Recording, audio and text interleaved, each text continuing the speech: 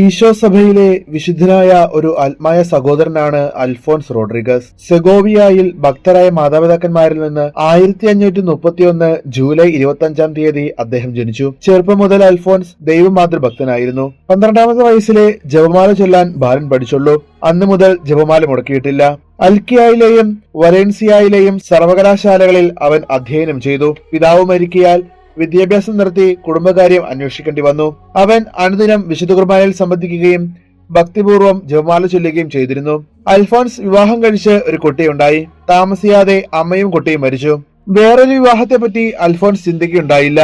അദ്ദേഹത്തിന് ഈശോ സഭ നോവിഷ്യേറ്റിൽ ഒരു ആത്മായ സഹോദരൻ എന്ന നിലയിൽ പ്രവേശനം ലഭിച്ചു.